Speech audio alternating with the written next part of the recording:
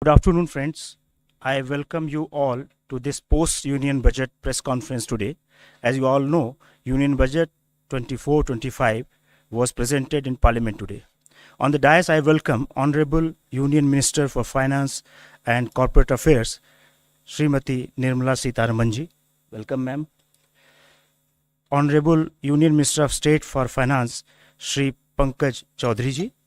I also welcome Finance and Expenditure Secretary, Dr. T.V. Somanathan, Secretary Economic Affairs, Shri Ajay Seth, Secretary Deepam, Shri Tarun Kant Pandey ji, Secretary Financial Services, Tuhin Kant Pandey ji, Secretary Financial Services, Dr. Vivek Joshi, Secretary Revenue, Shri Sanjay Malhotra, and Chief Economic Advisor to the Government of India, Dr. V. Anant Nageshwaran, to this press conference.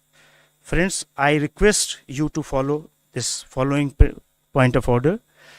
It would be good if you each of one ask one question each. That will facilitate others to ask questions. And we will try to take most of the questions in this press conference. Ma'am will directly answer your question without any preliminary statement. Over to ma'am. Over to question. Anybody? Question 71, please.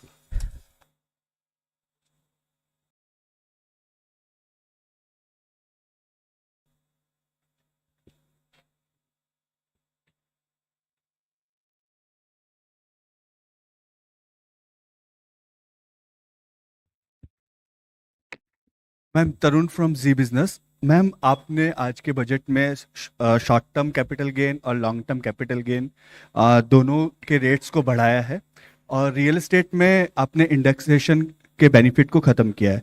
तो ma'am क्या हम माने कि जो equity है अब आप उसको बाकी एसेट्स क्लास के बराबर लाना चाह रहे हैं? नए Yardley dews exotic natural flowers की खुशबू के साथ। यार्डली ड्यूज अब 90% नेचुरली डिराइव्ड, नेचर जैसी फ्रेशनेस हमेशा। आजमाइए यार्डले बॉडी मिस्ट की नई range.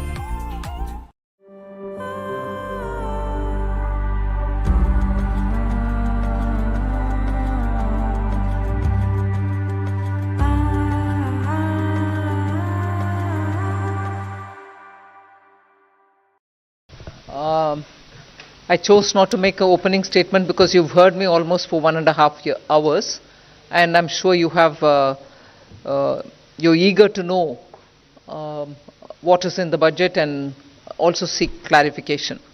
For your just for a matter of drawing your attention, we've put up a single slide which has used the word employment as an acronym to capture that is everything in the budget. So each letter actually highlights the important points of the budget, and we can elaborate more on that a bit later. But employment captures everything to do with this budget, and I would like you to for a moment spend a time on it. And deriving from that, everything which has been said in the budget falls in place. But with that said, yes, your question is on the point there is we wanted to simplify the approach to taxation also for the capital gains. One. Second, if anything, the average taxation actually has come down when we say it is 12.5%, because we've worked out for each of the different asset classes, each varied with the indexation. I'll ask secretaries to elaborate on it, but the point that we brought it down from below the average to 12.5, which is the lowest if you can look at the last several years, encourages investment in the markets. With that said, I'll ask Somanathan or who is going to elaborate, Sanjay, on the specifics. So You had, there were, I think, two or more parts to your question. One was on real estate and gold and other assets. So earlier the rate was 20% with indexation. It has now been reduced to 12.5% without indexation. If you assume that the rate of return on real estate is typically above 10% per annum, and if you take inflation at about 4% per annum, the real rate of return was earlier, let's say, somewhere between 6 and 16% per annum in real estate. If it was 16%, 20% of 16% was being taxed. The effective rate was 16%. It has gone down to 12.5%. If the rate of return was 10% per annum nominal, it has also remained approximately the same at 12.5%. So actually there is either a reduction or no change in respect of the effective rate of tax on property and gold.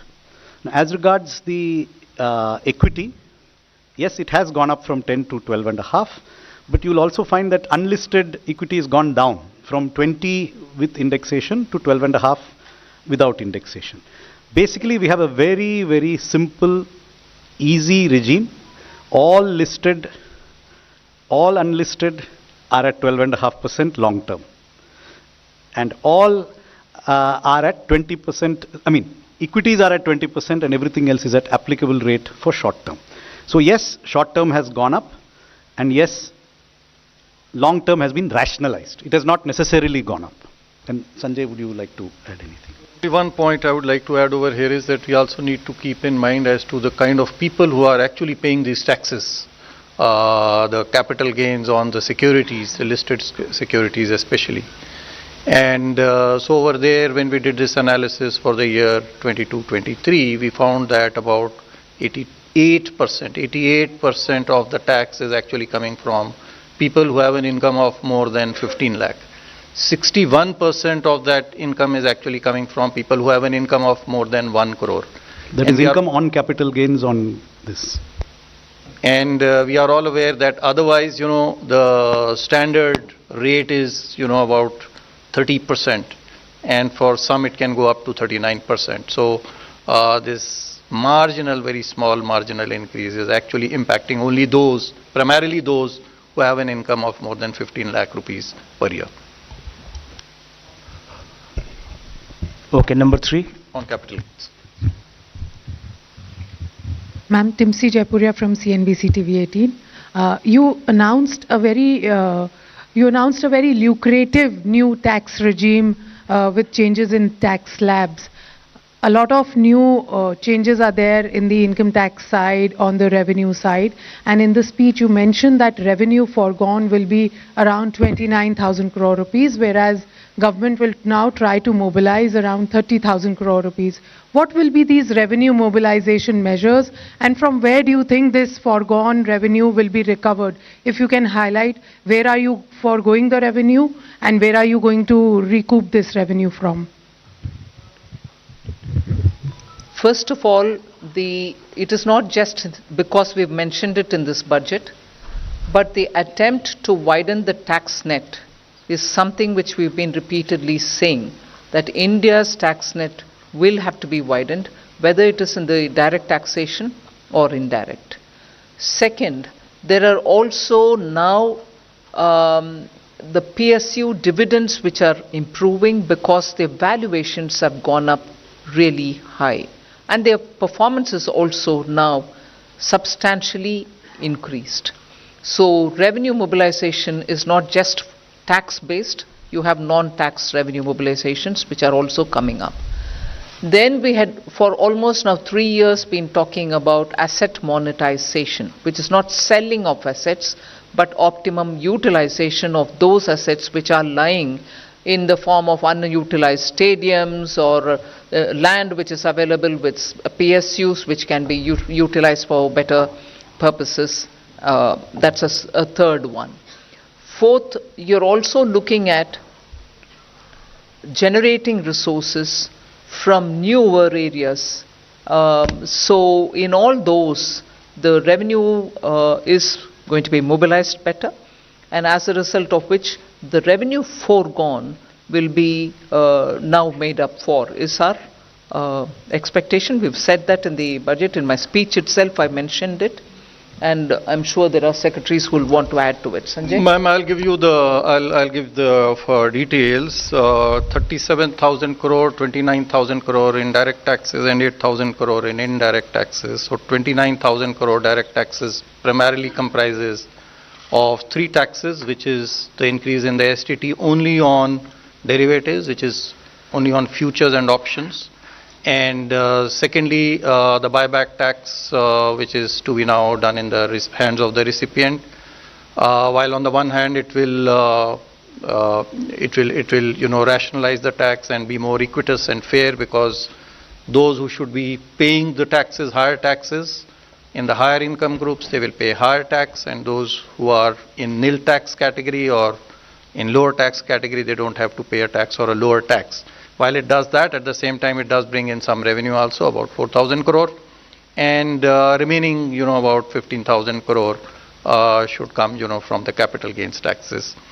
On the indirect taxes, we are losing, as I said, about 8,000 crore primarily on the reduction in duties, especially in gold. There is a huge reduction from 15% to 6%.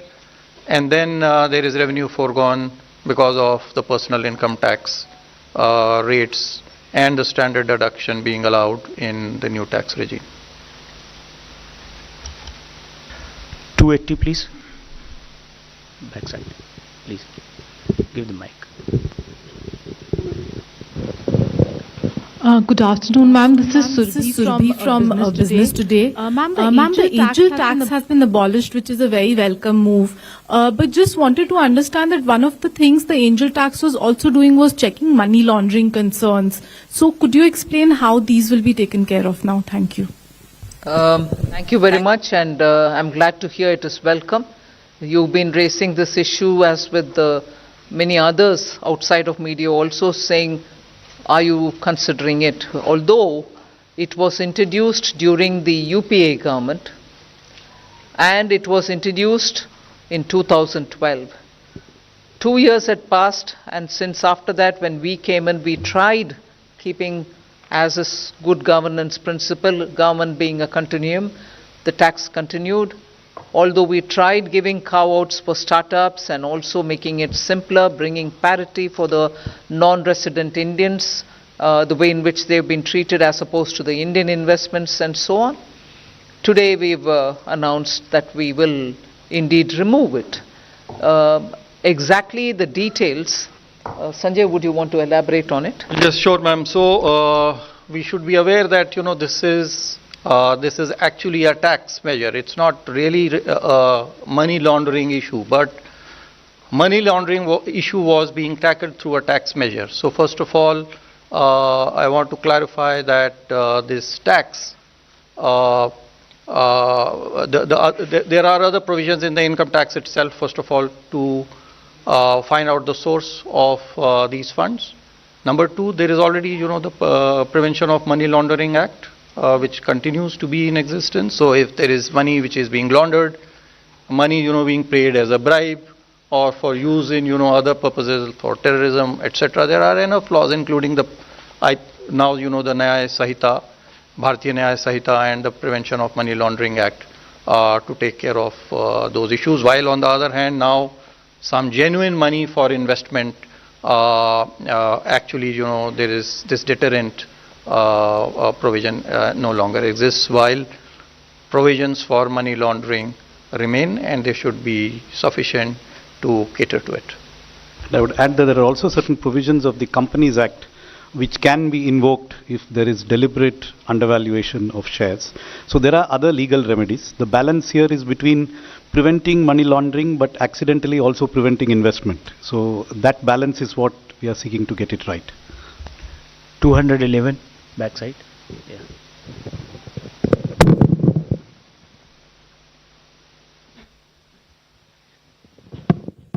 Hello, ma'am. Prakash Pedashi from ET Now. My question is, will the increased STT be applicable from April 1 or prospective? And if from April 1, will there be retrospective tax calculation for the increased amount? It's not retrospective. It is with effect from 1st of October 2024. So we are giving sufficient time for the exchanges and the people, who collect this tax to put their systems in place to be able to collect it. It's not retrospective, it is prospective. 13 11 ठीक 11 Ma'am, Karishma here from Business Today. Ma'am, congratulations to you and everybody. Ma'am, my question is on this special assistance to Andhra Pradesh and Bihar. 15,000 crore is the number that you've given for Andhra Pradesh for this financial year. Is there further assistance that you are looking at, or is it going to be need-based in terms of the amount? I've already mentioned in the budget speech that 15,000 crore is coming through the multilateral development assistance, which we borrow from the multilateral banks, whether it is World Bank or ADB or AIB, whatever. And I've also ended that paragraph by saying further assistance will also be extended. There is no definitive amount? No. 152 ma'am Alok Priyadarshi from CNBC आवाज में ma'am सवाल यही है कि जिस तरह से आप लोग न्यू टैक्स रिजीम को प्रमोट कर रहे हैं, इस बार भी आप लोगों ने स्लैब में चेंज किया, स्टैंडर्ड डिडक्शन बढ़ाया, तो ये मान के चलें कि न्यू टैक्स रिजीम के जरिए आप मिडिल क्लास को राहत देने की कोशिश की है। इस बार ओल्ड टैक्स रिजीम को लेकर क्या कोई सनसेट क्लॉज है? क्योंकि आपने कहा है कि जो इनकम टैक्स एक्ट है उसका हम लोग कंप्रेहेंसिव रिव्यू करेंगे, तो रिव्यू में क्या ये मान के चले कोई सनसेट टाइम आएगा ओल्ड टैक्स रिजीम को लेकर? अभी मैं बोल नहीं सकती हूँ। जरूर हमारी इरादा ये है कि सिंपलर टैक्सेशन रजीम होना चाहिए, और सिंपल टैक्स रजीम की ओर अगर हम जा रहे हैं ये रिव्यू के द्वारा, वो ही हमारी मकसद होगा कि सिंपल कर दो। ओल्ड टैक्स रजीम को सिंपल करने के रास्ते पर ही ये नया टैक्स रजीम आया है। सनसेट होगा कि नहीं होगा वो अभी मैं बोल नहीं सकती हूँ, वो रिव्यू करने के बाद ही हम एक डिसीजन लेंगे। और ये एक आंकड़ा मैं आपको दे दूं कि इस बार पिछली बार जो हमने परिवर्तन किए थे नई टैक्स प्रणाली में, तो 70% लोग अभी तक जो 4 करोड़ के लगभग हमारे पास में रिटर्न प्राप्त हुए हैं पिछले वर्ष के, 70% ने इसको प्रेफर किया है बनिस्बत की पुरानी प्रणाली को। तो बड़ी तेजी से लोग नई प्रणाली की ओर आकर्षित हो रहे हैं और हमारा यही प्रयास रहेगा। Yes. Ongoing. Not yet. I mean, more returns are coming in. Yes. 271. Hi, ma'am. This is Sumit Chaturvedi, ET Now. Ma'am, the corporate tax for foreign companies has been slashed to 35%. I want to understand the broad intent of this intention behind this decision, and what kind of benefits to economy, increase in investment you are expecting. You've, in your own question, answered it. We want more investment to come into this country. So that is why it has been brought down.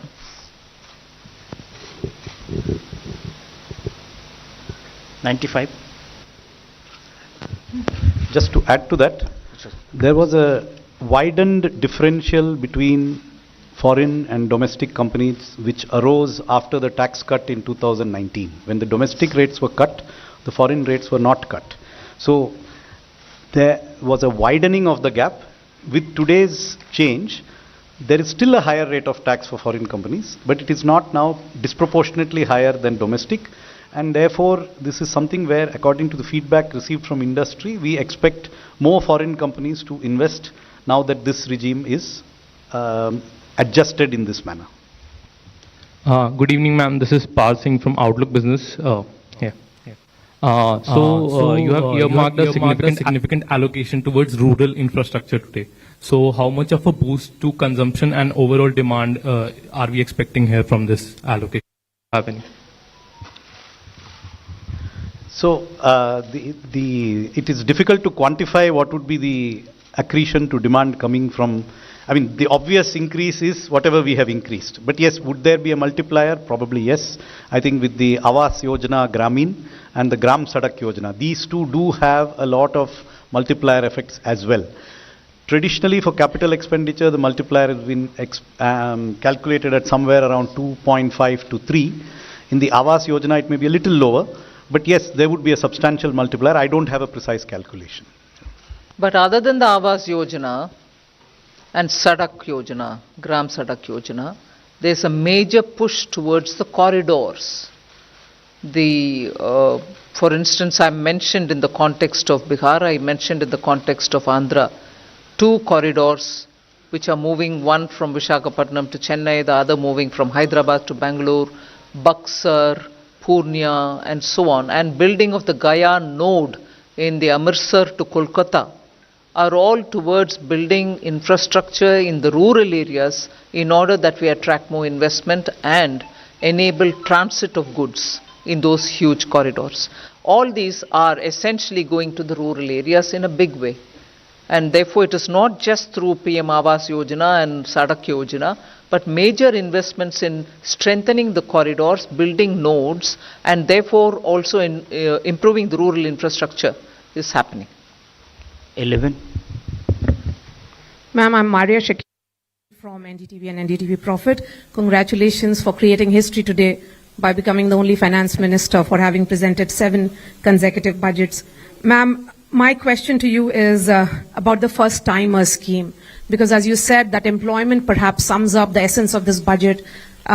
Would there be more blueprint coming out as to how this first-timers scheme will be playing out, and what will be the role of private sector?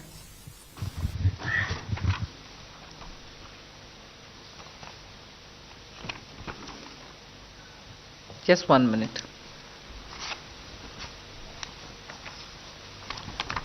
See, this Prime Minister's package that I announced has 5 different schemes.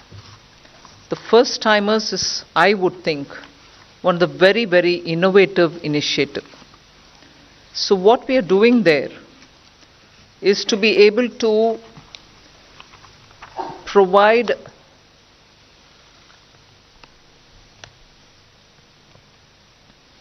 first timers 1 whole month's salary as subsidy.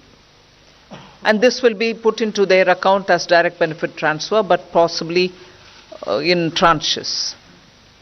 When an employer picks up a first timer, and this is through the EPFO that you get to know, that they have paid their provident fund amounts, and therefore the first timer indicator that we are talking about will be established. So they can't just say one of the existing employee is a first timer and claim it. There are enough checks and balances in the system to make sure that indeed the first timer is coming in.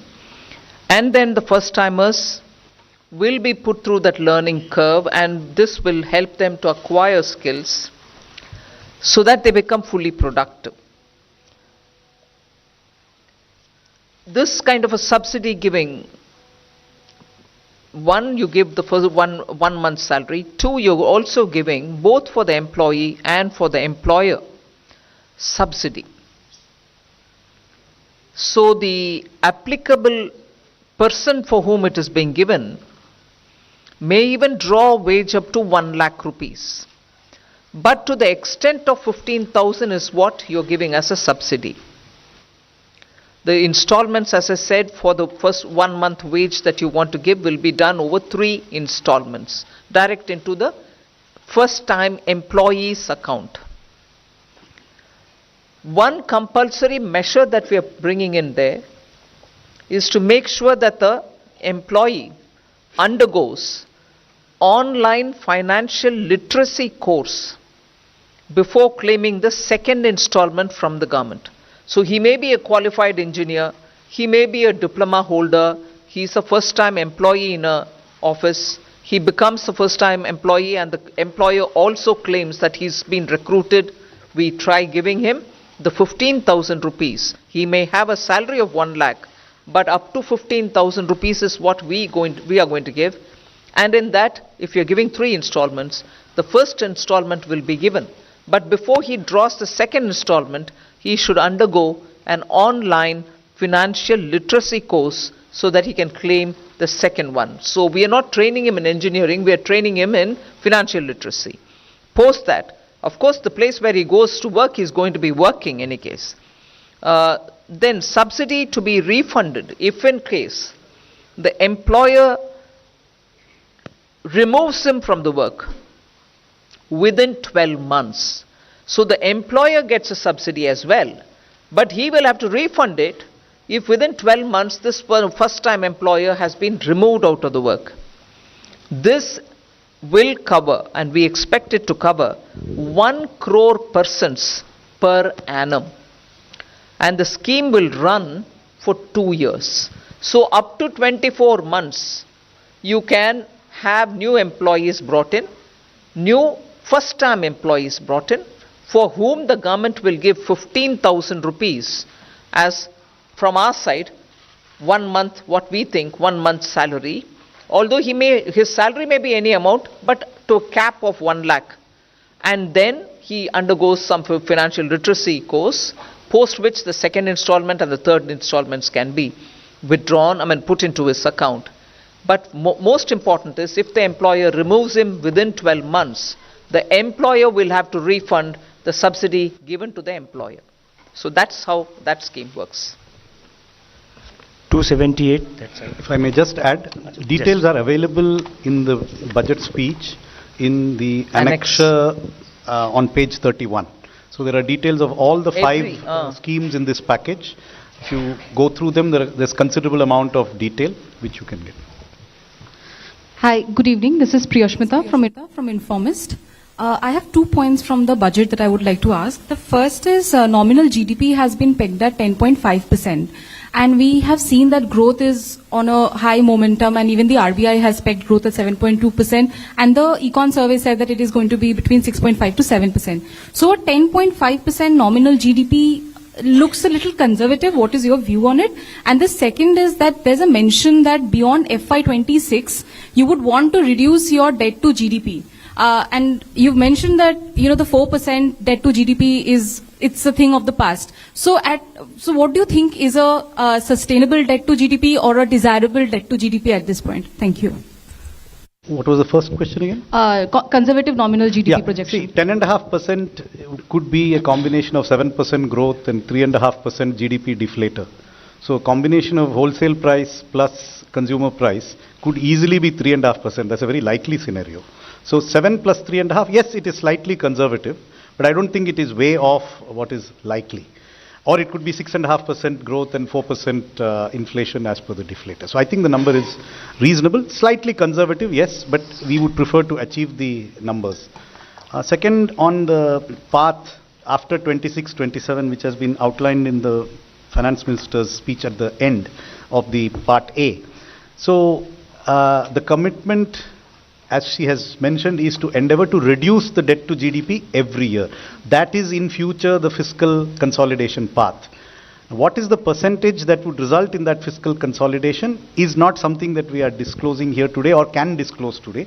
It will depend on circumstances. But there is a commitment to lower the debt to GDP ratio. So if every year it has to be reduced, there will necessarily have to be a particular level of deficit which we cannot exceed. And that will depend on prevailing growth rates, interest rates, and the other parameters which go into the calculation of the debt dynamics. But I can tell you that it is most likely to be a figure not above 4.5%. 249. मैं सुनील सौरभ बोल रहा हूँ। मैं आप पहले तो आपको काफी बधाई दे दूंगी, बहुत अच्छा बजट आपने पेश की है। दूसरा मुझे ये जानना है कि रेलवे के लिए क्या कुछ खास रहा बजट में? Which organization you are from? कौन सा पत्रिका? पेपर में हूँ, लोक भारती पेपर है। Sorry? लोक भारती। लोक भारती। जी हाँ। तो पहले तो बधाई दे दिया हूँ मैं आपका, बहुत अच्छा बजट आपने पेश की है और रिकॉर्ड भी की है। 7 साल से लगातार आप वित्त मंत्री के रूप में काम। मेरा कहना है कि रेलवे के लिए क्या कुछ खास हुआ, क्योंकि कोई जानकारी हम लोग को अभी तक नहीं मिली कि रेलवे के लिए क्या गया है। दूसरा, मैं रेलवे में सीनियर सिटीजन्स को कंसेशन मिलता था, आप यहाँ पीआईयू में है, पीआईयू जर्नलिस्ट को भी कंसेशन मिलता था। कोरोना में वो बंद हो गया, कोरोना को ख़त्म हुए भी 2-3 साल हो गए हैं, तो फिर से ये बहाल नहीं हुआ। क्या इसकी उम्मीदें हम लोग कर सकते हैं कि आगे बहाल होगी या नहीं?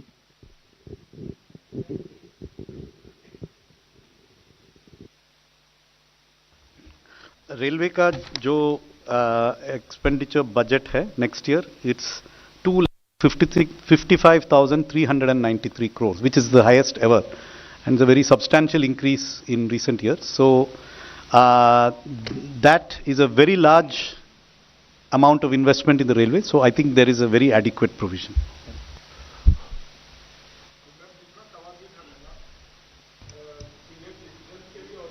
जर्नलिस्ट के लिए कंसेशन ठीक है, सुना। 277 प्लीज। इसमें सीनियर सिटीजन और पीआईबी जर्नलिस्ट को भी जो स्लैब में रिवीजन हुआ है उसमें फायदा है। सीनियर सिटीजन को फैमिली पेंशन में स्टैंडर्ड डिडक्शन का फायदा हुआ है। रेलवे में, अच्छा ठीक।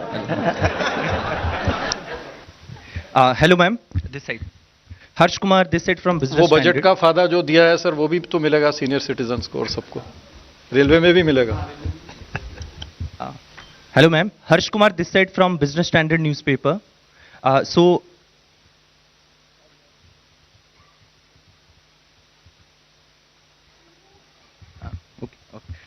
Ma'am, during your speech you mentioned about the FDI liberalization. Can you give a bit detail about it? We are trying to, since 2014, bring in ease of doing business in India, and in every sector where there was only 26% allowed for FTA, we raised it to 49, and then where it is possible we've raised it to 74, and so on. So there's been a consistent, continuing effort to relax our policy towards FTA. First it went sector by sector, then there was this approach taken so that most of which can go through the automatic route. So in that process, further simplification, if necessary, we are willing to do, is what is conveyed. Also ma'am, you have like increased the mudra loan limit to 20 lakhs, like that cap. So can we expect the increase in Shishu, Tarun, like their types increase? So how much it will be? Can you give detail on that? We've said this only today. See how this works. Okay, thank you. I request you to please one question each person. 123 please. Here.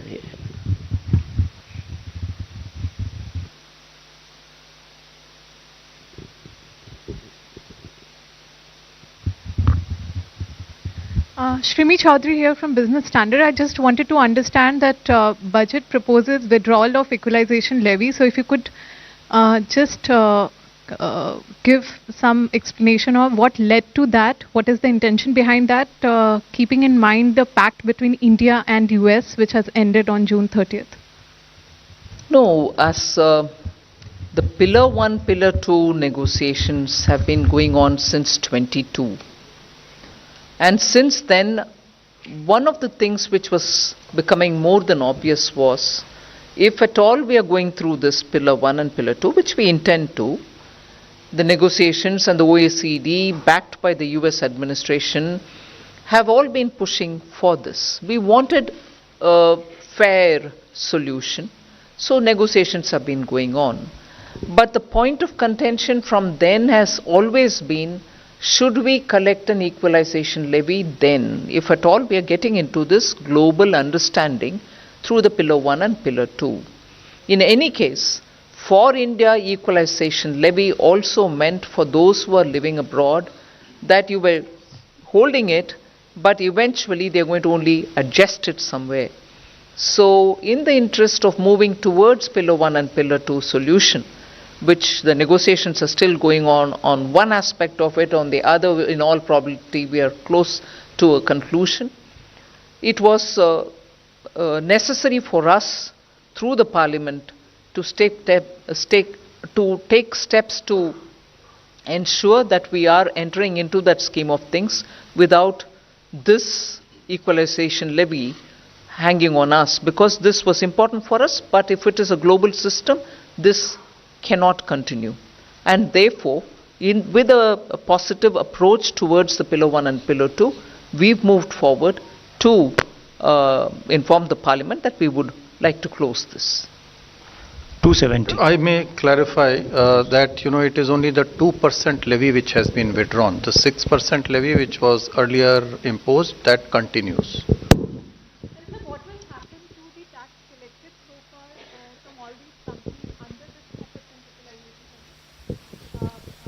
That has already been collected. We'll see. I mean, it is only this withdrawal is only prospective. Ruchika from Business Standard this side. Ma'am, the miscellaneous capital receipts have seen an increase in this budget to almost 50,000 crore. Is there the miscellaneous capital receipts? Okay. Can you share the government's game plan as to how will we achieve this increase?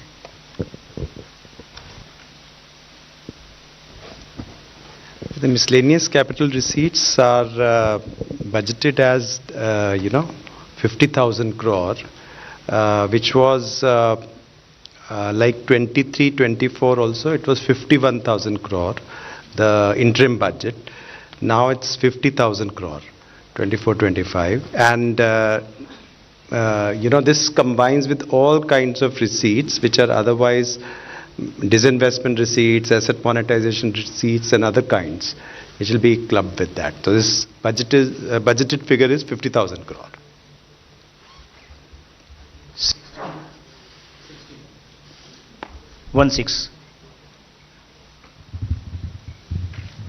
Ma'am, very good evening. Sapna Das here from CNBC. Ma'am, two questions. On the incentive-like employment scheme that you have announced, 2 lakh odd crore is your overall fiscal envelope over the duration of the scheme. Could you give us a sense as to, we are already almost halfway through the current financial year by the time you pass the budget. So practically around 7 months will remain for the financial year. But any kind of an allocation that you have done for this scheme for this year, ma'am? One is that. And ma'am, just a corollary also on the miscellaneous receipts question, though not very much part of this budget, but nevertheless, ma'am, government had a very, kind of a bold privatization program. Do we understand that this is now being calibrated? That's it, ma'am. Thank you. First question. As you rightly observed, there are only this is not a full financial year. The schemes have just been announced. They will now go through a process of quick design, appraisal and approval. However, budget provisions have been made for these schemes, partly in the Ministry of Labour and Employment and partly in the Ministry of Corporate Affairs for the internal. We stand committed to funding them fully to the extent that may actually be required. These are just very rough estimates based on how much time it might take to kick off. On the miscellaneous capital receipts?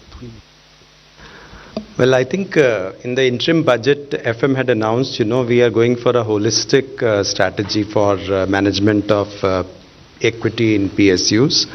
And I think which includes, value creation and also, using the performance, the capex, the dividends and consistent dividend policy and the capital management all together, and also the calibrated disinvestment strategy, which also includes listing and market dilution, but all together in a holistic way so that value maximization is there. I think the same strategy is going to continue. 122.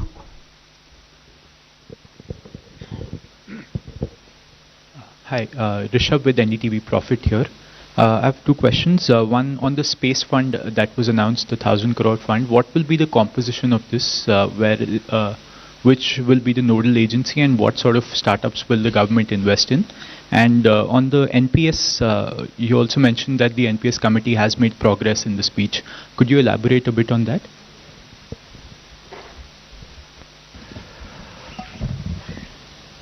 So we have seen that there's a lot of interest of the private sector on participating in the space program.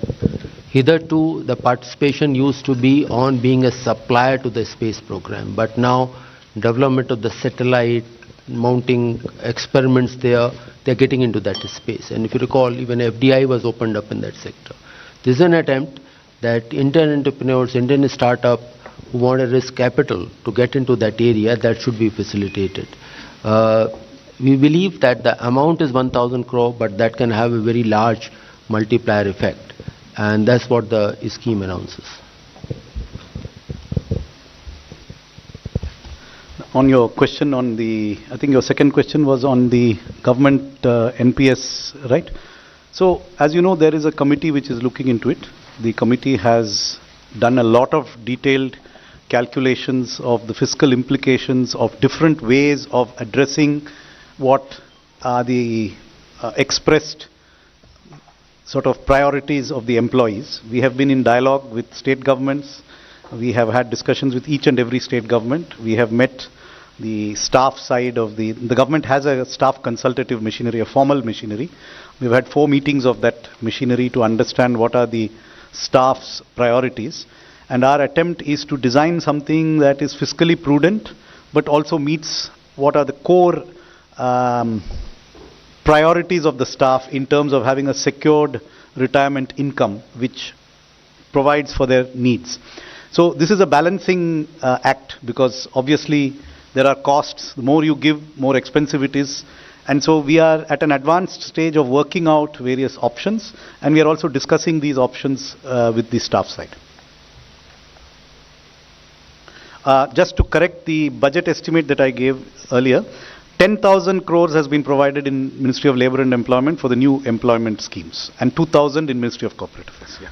125. Good afternoon, I'm Nikunj from Reuters. A follow-up on that FDI facilitation, you said that government will take steps to facilitate FDI.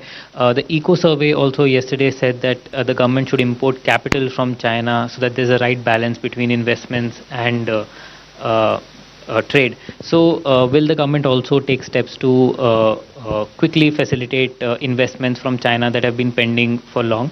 And secondly, you've come up with an NPS for minors. So will that also have some sort of tax benefits to nudge people to enroll for NPS so that a pension coverage increases? Thanks. See, Economic Survey gave its view on the investments from China. As things stand today, investments do go through the Press Note 3 process when it comes from China or from any of our neighboring countries. So that process is still on. Economic Survey has indicated that it might be time for us to open up and allow for. So that's a Economic Survey. I'm glad that the Secretary is seated here. It's normally an arm's distance. But that doesn't mean that I'm disowning the suggestion. You want to say? 10. In general, as you can see, our aim is tax code simplification and not complication. So beyond that, I don't have anything specific on that. But the general direction of travel is obvious. We are not creating more and more tax deductions for individual tax instruments. Respected Madam, मेरा नाम नरेश वत्स है और मैं स्वतंत्र पत्रकारिता करता हूं। आज जो आपने किसानों के लिए और ग्रामीण क्षेत्र के आधारभूत संरचना के लिए काम किया है, उस पे 2 तरह की राय आ रही है। एक राय तो ये कहती है कि गालिब ने ये कहकर तोड़ दी तस्बीह, क्यों गिनकर नाम लूं जो बिन मांगे बेशुमार देता है। एक वर्ग तो इस तरह से तारीफ बजट की कर रहा है, लेकिन दूसरी तरफ प्रतिपक्ष के नेता राहुल गांधी ने कहा है कि आंध्र प्रदेश और बिहार पर जो दरिया दिली दिखाई है, कहीं न कहीं ये लगता है कि ये कुर्सी बचाने का बजट है। अखिलेश यादव जी भी ये कह रहे हैं, आप कैसे देखती हैं?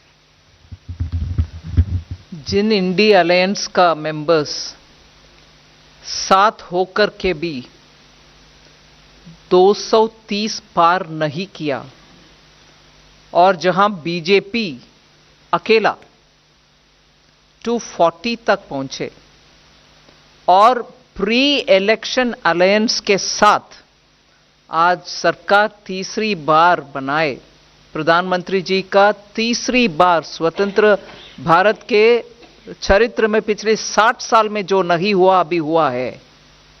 कुर्सी बचाने के बात करने वाले पार्टियों थोड़ा सोच ले। उनके अलायंस 230 कुल मिलाकर कितने पार्टियां थे? 25, 26 पता नहीं, मैं गिनी नहीं, बट इंडी 37 पार्टीज कुल मिलाकर के 230 पार नहीं किया और वो बोल रहे हैं कुर्सी बचाने के लिए।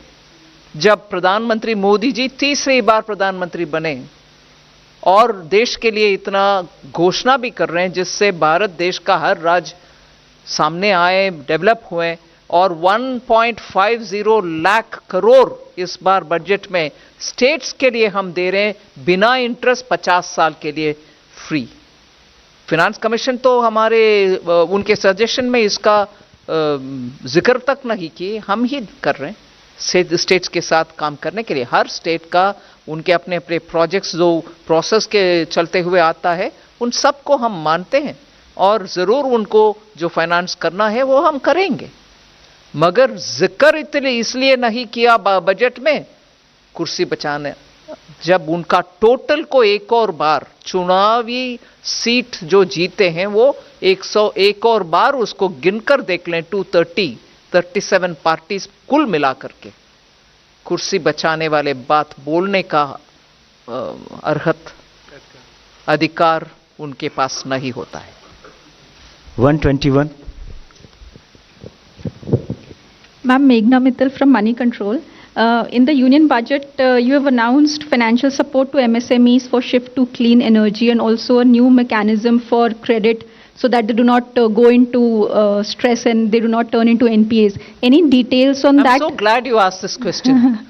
I'm really glad because this budget, and I don't want to say it because I've presented it, I'm so grateful that the Prime Minister looks at every sector and says, what are we doing for them? What are we doing for? This has been his approach always. But this time around, we've spent a lot of time understanding also from those stakeholders who had consultation with us pre-budget. And MSME's request it has been for now several years that when they reach the SMA 1 stage itself, they get to be very, very tensed because banks stop their finances, meaning banks no longer lend to them. They are stressed as it is. And if they are stressed as it is, and if there is this threat that the bank will not further give them working capital, sooner, by the 90th day, they become NPAs. In order to give them a good workable solution, and I'm indeed grateful to this entire team of secretaries here, they've spent a lot of time also talking with RBI to see how best we can address this issue. And RBI has also a very well established framework which we are quite respectful of, where banks are clearly given a bit of a margin to handle MSMEs at the SMA stage 1 itself without pushing them to become SMA 2 stage and then at the 90th day announce them as non-performing assets. So what actually has happened now, having discussed with the RBI, is that we'll provide them with a fund which will help them to have some kind of government guaranteed liquidity or the banks. आप भी कीजिए, आप लोग भी अकेले में जाके बात कर सकते हैं, वी डोंट माइंड। क्यों जीजा जी? जी बिल्कुल। आपकी फेवरेट हॉबी क्या है? जी खाना। खाना बनाना? नहीं, खाना खाना। मेरी भी। वैसे आपको खाने में क्या-क्या पसंद है? फ्राइड चटपटे स्टार्टर से लेकर स्वीट डिश तक मुझे सब पसंद है, पर ओनली वेज। मैं भी प्योर वेज। झूठे। मैंने क्या झूठ बोला? यही कि तू नॉनवेज नहीं खाता। मैं तो जी 100% वेजिटेरियन हूँ। अगर तू 100% वेजिटेरियन है, तो ये नॉनवेज मल्टीविटामिन क्यों खाता है? और जी कोई ऑप्शन भी तो नहीं है। ऑप्शन है 100% वेजिटेरियन हेल्थो के मल्टीविटामिन टैबलेट्स, जिसमें है टॉरिन, जिंसिंग और 19 मल्टीविटामिन्स। 100% वेजिटेरियन खाना खाने के लिए बीकानेर वाला आइए और 100% guarantees. Then new assessment model for MSME credits, which will be based on their digital footprints and the kind of payments they are making, such as their PF contributions, salary payment, and other transactional data. This will help the banks in developing new models and will help in easier access of credit. Similarly, credit support during the stress period, this mechanism will facilitate their access to credit even during the stress period, for which some kind of support fund will be created, and based on the guarantee provided by that fund, they will be helped during the SMA 1, SMA 0 or SMA 2 periods. Then mudra loans limit has been increased from 10 lakh to 20 lakh. Similarly, enhanced scope for mandatory onboarding in TREDS platform has been also reduced from 500 crore to 250 crore of turnover. SIDBI will also open more branches in MSME sectors.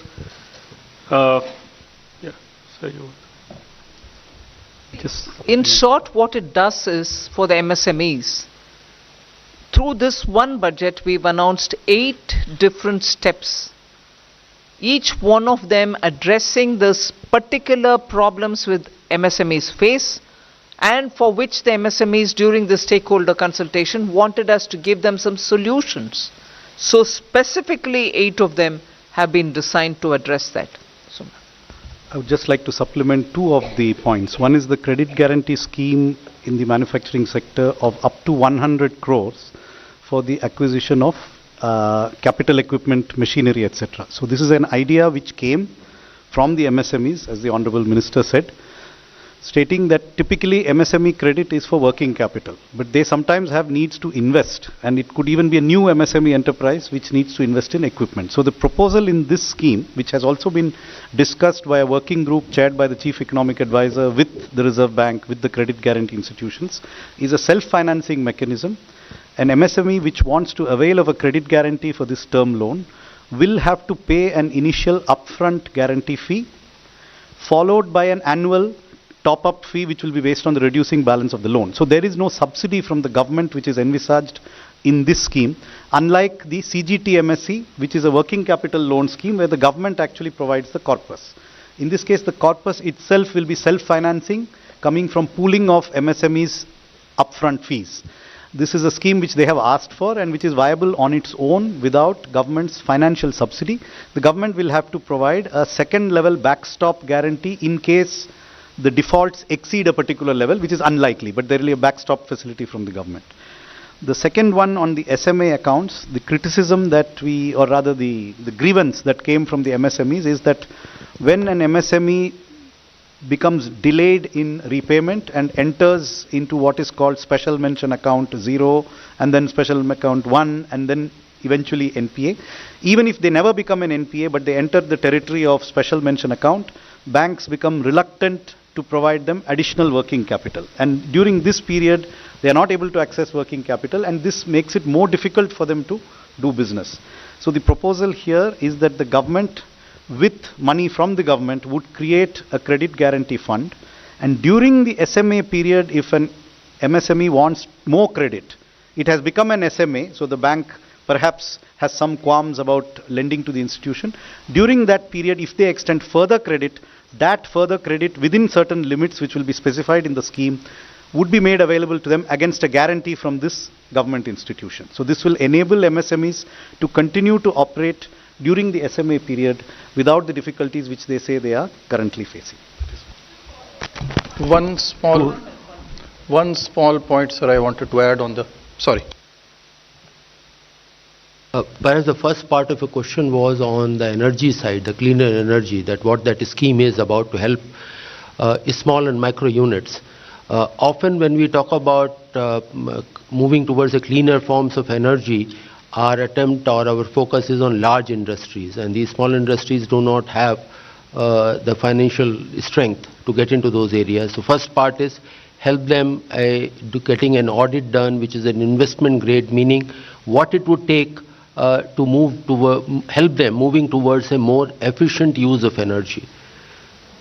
A step prior to that is move them to a cleaner forms of energy, whatever they have been using it. And we know that for some of the traditional industries, the fuel being used is not really clean. This has health issues, it has environmental issues. So that is particular scheme is providing them an organized audit system plus a financial support. Just one small point which could not be highlighted in the speech, but which is primarily aimed at MSMEs, pertains to the expenditure that is allowed on partnership firms for the salary that is paid to the working partners. So presently the limits are for the firms which have the firms which have a profit of 3 lakh or less. It is capped at 1.5 lakh rupees, or 90%, whichever is lower. So this limit has been increased to 3 lakh and up to a profit of 6 lakh. So this will also reduce taxation on these partnership firms, most of which are in the micro and small enterprises sector. Thank you. 212. There.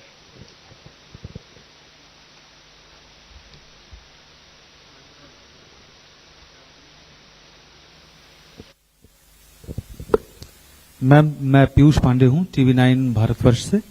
मेरा सवाल capital gain tax को लेकर के है, जिसमें आपने long term को लेकर के जो प्रपोजल दिया है, उसमें इंडेक्सेशन का जो फायदा है वो खत्म कर दिया गया है। इससे मिडिल क्लास और लोअर क्लास को सीधे तौर पर नुकसान होगा। क्या आपने इस बारे में जो प्रस्ताव दिया है उसके बारे में थोड़ा सा बताएं।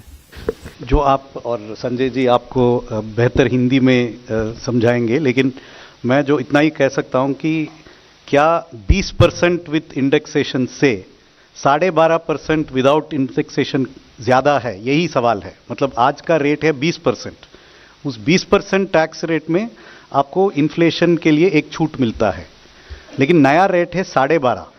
तो हमारा कैलकुलेशन के हिसाब से ऐसे संभव नहीं है, at least in 95% of the cases, कि ये 12.5% वो 20% से ज्यादा हो, ऐसा संभव नहीं है। क्योंकि अगर आपका मकान का वैल्यू एक साल में 10% बढ़ रहा है, तो उसमें 4% ही आपको इन्फ्लेशन इंडेक्सेशन मिलता है, 6% तो कैपिटल गेन ही होता है। 6% में 20% कितना होता है? 1.2। 10% में 12.5 कितना है? 1.25, तो ऑलमोस्ट बराबर है। लेकिन मकानों में 10% रफ्तार से नहीं बढ़ता है, they grow at 20% per annum. अगर 20% है, 20% में 4% निकाल दीजिए, 16% हो गया। 16% में आप 20% टैक्स देंगे तो 3.2 होता है, इसमें सिर्फ 2.5 आएगा। तो इसमें फायदा है। मैं कहूँगा कि इस बदलाव के वजह से मिडिल क्लास को बहुत फायदा हुआ है कि 20% with indexation is much higher in most cases than 12.5% without indexation. चीज और स्पष्ट करने की आवश्यकता है कि जो इंडेक्सेशन का लाभ वर्ष 2001 तक का दिया गया है, उसको विड्रॉ नहीं किया गया।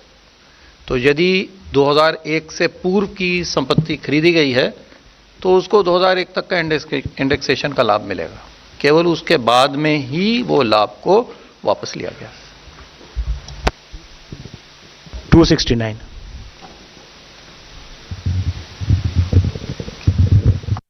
Hello ma'am, good afternoon. I'm Kriti from Informist Media. So, two quick clarifications. Your small savings collections, so you have revised down the estimate by about over 35,000 crore from what you had projected in the interim budget for this year. And so you have also revised down the borrowing from it. So, why would that be? What was the rationale behind, why are you not expecting that much of collection what you were expecting earlier in February? And secondly, you have significantly brought down your T-bill borrowing, like you're repaying 50,000 crore. So, if you could elaborate more on that.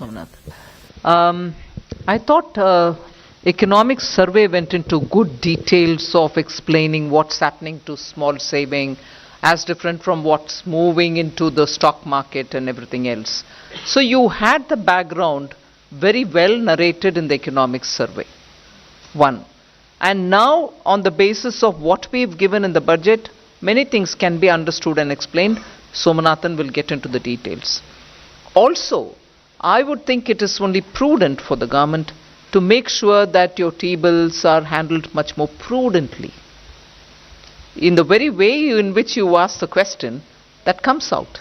But in any case, you can get the details from the Finance Secretary. So, as I'm sure you're referring to the same sheet. the expected receipts from small savings, which were 4,71,000 last year, that is revised estimates, were actually 451 in the provisional actuals. So between the revised estimate and the actuals, there was a slight decline. Taking that decline into account, we just projected that what we expected would not be realized during the current year. Why has this happened? It is a mix of various other factors, the attractiveness of other investments such as the stock market, which have been discussed, bank deposit rates going up. So there could be a variety of reasons, but this is a projection. Our projection is what we have given here of 4,20,000 crores. As regards T-bills, as you know, the fiscal deficit has been reduced between last year and this year, and between the interim budget and this budget. That reduction we have chosen to reduce primarily in the T-bill segment rather than in the dated securities. So that's a conscious choice to reduce our exposure to the short-term T-bills.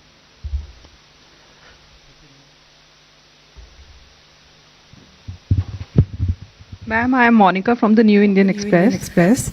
Ma'am, regarding this Income Tax Act, I want to know what are the major issues or concerns that have prompted the government to undertake this comprehensive review, and if you can shed light on the anticipated timeline for the implementation of these changes. I think not just this year, but we've been talking about simplifying personal income tax. The direct taxation code itself is something which has been discussed now for nearly 4-5 years. As much as I remember, since 2019 we've been talking about it, if not earlier. So the idea is gradually we are moving towards a simplified taxation regime, and of course even as we talk about it, also to bring down the incidence of tax itself. So there is no new context, but a context which has prevailed for some time, and therefore we are taking this review up now. As to how it'll and when it'll come into force, it'll be too early for me to say. I've just announced it. We'd like to do it at the earliest. I think I've given some kind of a 6 months time or something. 6 months.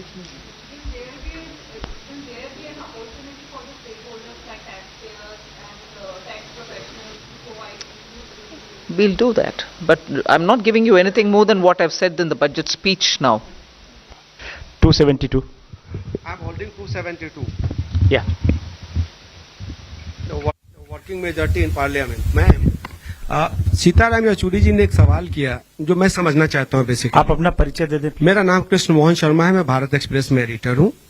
Sitaram Yechury जी ने आज कहा कि सरकार physical deficit कम करना चाहती है. इसका मतलब ये होता है कि सरकार खर्चा नहीं करना चाहती, और खर्चा नहीं करना चाहती इसका मतलब सरकार गवर्नमेंट डिपेंडेंट कंज्यूमर सोसाइटी बनाना चाहती है. सीताराम येचुरी जी के आइडियोलॉजी कम्युनिस्ट आइडियोलॉजी है.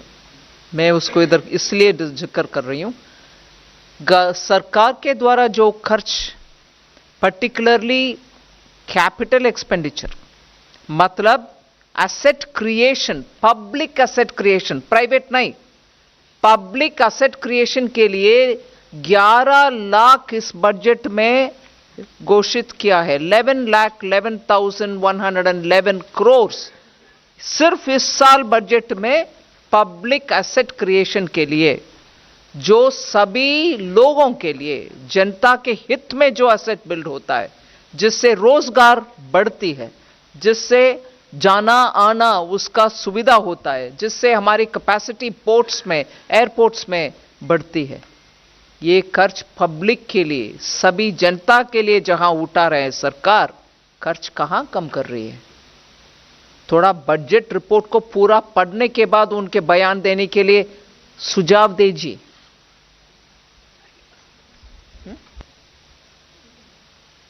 Just to give you the figures of total expenditure, they have increased from 41.9 lakh crores in 22-23 to 44.42 lakh crores in last year's provisional actuals, and are budgeted at 48.2 lakh crores in 24-25. So expenditure is actually going up substantially.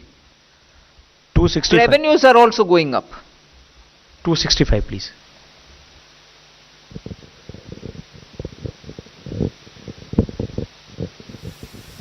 Sir, Vikas Dhoot from the Hindu. This is actually to get some details on one of the expenditure budget details that I went through.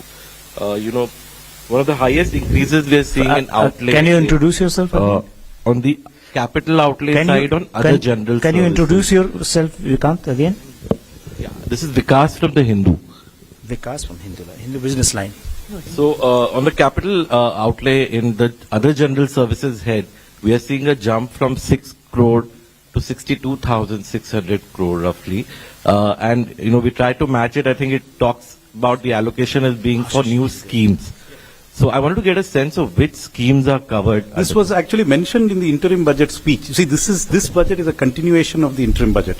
If you remember, there was an announcement of a large scheme for innovation, research and development, the funding for which was housed in the Department of Economic Affairs, and that continues to be housed there until the target groups and the various departments which will implement it are decided upon. Secondly, so that's not the only component of the 62,000. The government has followed an approach of encouraging infrastructure departments to spend and complete projects as quickly as they can and not to be constrained by their budget estimates. But at the same time, we do not know in advance which of these infrastructure departments may need more money than has been budgeted. So for example, I said that there's 2.53 lakh crores for railways, 2.4 lakh crores for roads. It's possible that they may need more, and if they need more, we have set aside money for that, which is kept tentatively in the Department of Economic Affairs, but which will be reallocated to the necessary departments when the need arises. That is what the 62,000 is for.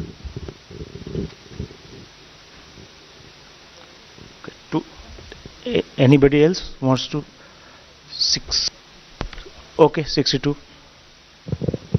मैं Lakshman CNBC आवाज से दो चीज़ें, एक तो gold पे import duty में अच्छी खासी कटौती की गई, इसके पीछे क्या सोच है।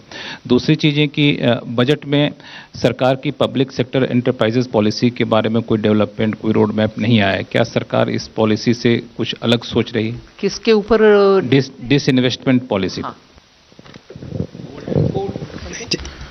गोल्ड, देखिए, जो gold and precious metals, James and jewellery क्षेत्र हमारे लिए बहुत ही एक महत्वपूर्ण क्षेत्र है। ये ध्यान रहे कि जो कुल निर्यात होता है भारत का, उसका लगभग 8% से अधिक भाग इस क्षेत्र से आता है। लगभग 50 लाख लोग इसके अंदर में नियोजित हैं आज के दिन में। तो ये हमारे लिए बहुत एक महत्वपूर्ण क्षेत्र है और इसी को ध्यान में रखते हुए हमने इसकी इंपोर्ट ड्यूटी कम की है, ताकि जो हमारे इस व्यापार में लोग जुड़े हुए हैं, उस उद्योग में जुड़े हुए हैं, उनको गोल्ड और अन्य जो प्रेशियस मेटल्स हैं वो उनको आसानी से उपलब्ध हो पाए। मुख्य कारण इसका यही है। हाँ, ये संभव है कि इससे जो कुछ आप पिछले समय में देख रहे थे कि अनअकाउंटेड आयात जो है वो हो रहा था या स्मगलिंग हो रही थी, उस पर भी कुछ अंकुश लग सकता है। लेकिन मुख्य कारण इसमें एम्प्लॉयमेंट, रोजगार को बढ़ाना, निर्यात को बढ़ाना है।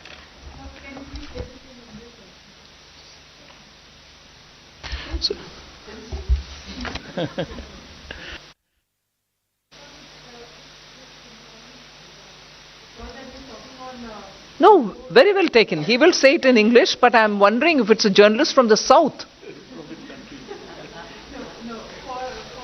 No problems. No, only thing I said is this is primarily to increase employment in this huge labor-intensive sector of gems and jewelry, where we have reduced the duties. It contributes more than 8% to India's exports, and 50 lakh people are actually employed in this. So this is the primary reason. There's another announcement in this regard, not on import duties, but for diamonds also. For raw diamonds, the Honorable Minister had announced that raw diamonds, we will give a special harbor rate for the foreign mining companies. So it should, both of them should be seen in that light to basically promote employment in these labor-intensive sectors.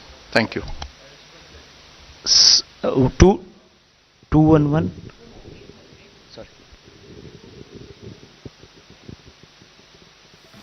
Lakshman जी, जैसे मैंने बताया कि हमारा जो holistic disinvestment strategy, holistic strategy है value creation की, उसके बीच में वैल्यू जैसे हम क्रिएट करते हैं तो उसका कैलिब्रेटेड डिसइन्वेस्टमेंट भी होती है। जैसे पीछे भी लिस्टिंग हुई थी, इरेडा की लिस्टिंग हुई थी, उससे पहले LIC की हुई थी, मार्केट डेल्यूशंस भी हैं। तो मतलब कैलिब्रेटेड वे से करेंगे, लेकिन वैल्यू क्रिएशन पे फोकस है, जिसमें कि सबसे बड़ी बात है कि उनके फंडामेंटल परफॉर्मेंस के बारे में CPSEs के, उसके बाद उनके कैपेक्स से लिंक, उनकी कंसिस्टेंट डिविडेंड पॉलिसी। आपने देखा होगा नॉन टैक्स रेवेन्यू में गवर्नमेंट काफ़ी मतलब अर्न की है, अबाउट 63,000 करोड़ पिछले साल भी आया है, इस साल भी 56,000 करोड़ का प्रावधान किया गया। तो इन सब दृष्टि से लगभग 1 लाख करोड़ जो है वो CPSE डिविडेंड और मिसलेनियस कैपिटल रिसीट्स के लिए भी रखा गया। 211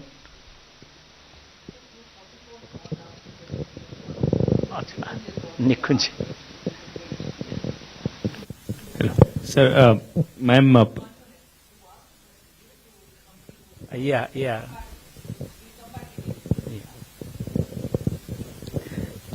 Ma'am, thank you.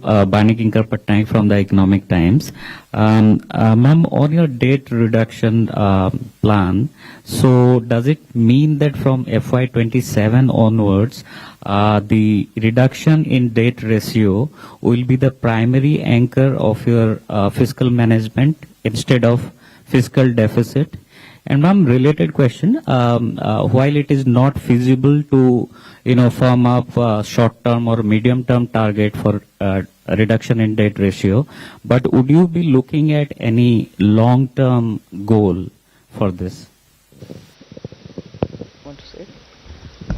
Yes, you have correctly identified that there is an approach which is outlined in that sentence, which is that hereafter it is not the intention to focus on a deficit number, but rather to look at what will keep reducing our debt to GDP ratio in normal years. The reason for this is a fixed figure which historically was enshrined in the FRBM Act in the past does not take into account the specific debt dynamics of a fast growing economy like India. So that figure of 3%, in fact, there are people who attribute a part of it correctly or wrongly to the Maastricht Treaty in Europe. But the growth rates of those countries are very low. So what is sustainable in a fast growing economy is very different from the debt which is sustainable in a slow growing economy. So India is today the fastest growing large economy in the world. The deficit which we can support in a particular year without expanding our debt is not necessarily 3%. It is much more than 3%. As I said earlier, it is probably less than 4.5%. But so without getting into specifics, yes, it is a new approach that the government has spoken about. And so each year's calibration will be based on what will be a percentage which will keep our debt on a reducing path. Now that will of course be set out closer to the year when it comes into effect. 17 number, then Nikunj will come back to you. Ma'am, this is Arun from ETV. Can I ask a question in Telugu? Ma'am, అమరావతికి సంబంధించి 15,000 crores మీరు ఈరోజు announce చేశారు. దీంతోపాటు పోలవరం ప్రాజెక్టుకి సంబంధించి announce చేశారు. So 15,000 crores government grant ఇస్తుందా లేదా లోన్ రూపంలో ఇస్తుందా? ఒకటి. రెండు, పోలవరం ప్రాజెక్టుకి సంబంధించి అనౌన్స్ చేసినాము. పోలవరం ప్రాజెక్టుకి పూర్తి సపోర్ట్ ఇస్తామని చెప్పారు. ఎంత మొత్తంలో ఇవ్వడానికి అవకాశం ఉంది కేంద్ర ప్రభుత్వం? ముందుగా పోలవరం గురించి మాట్లాడితే దానికి ఒక పోలవరం నేషనల్ ప్రాజెక్ట్స్, సో అది కేంద్ర ప్రభుత్వం మీద ఉంటుంది. Most national projects national project అని చెప్పినప్పటికీ అది సెంట్రల్ గవర్నమెంట్ ఇంప్లిమెంట్ చేస్తుంది. కానీ ఇక్కడ ఆంధ్రప్రదేశ్ గవర్నమెంట్ ఇంప్లిమెంట్ చేస్తుంది నేషనల్ ప్రాజెక్ట్ని. అది 2014లో మనం ఒప్పుకున్నాం ఆ కండిషన్కి. దాని ప్రకారం రీహాబిలిటేషన్ ఎంతవరకు కట్టుబాటు ఉంటుంది, ఎంతవరకు గ్రామంలో ఉన్న వాళ్ళని అక్కడి నుంచి తరలించినప్పటికీ వాళ్ళకి ఇవ్వాల్సిన అమౌంట్ ఎంత ఉంటుంది, రిలీఫ్ రీహాబిలిటేషన్ 2013 యాక్ట్ కింద, ఇవన్నీ డీటెయిల్స్ అప్పటికే ఒక లెవెల్కి ఒప్పుకున్నాక క్యాబినెట్ నుంచి అప్రూవల్ తీసుకున్నారు.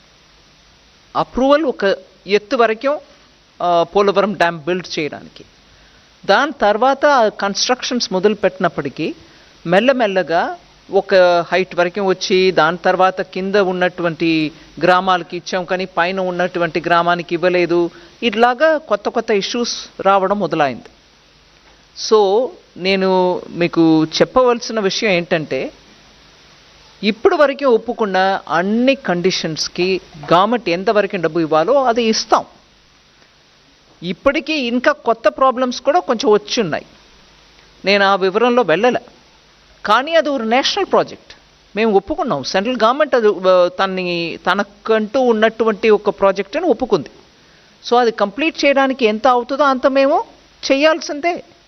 తర్వాత అది గ్రాంటా లేదు సెంట్రల్ గవర్నమెంట్ మల్టీనేషనల్ బ్యాంక్ నుంచి తీసుకొస్తున్నారు ఏంటి అని అంటే, నేషనల్ ప్రాజెక్ట్ అన్నప్పటికీ ఖర్చు మాది కదా. సో గ్రాంటా అని అడగడానికి అక్కడ ఆస్కారం లేదు.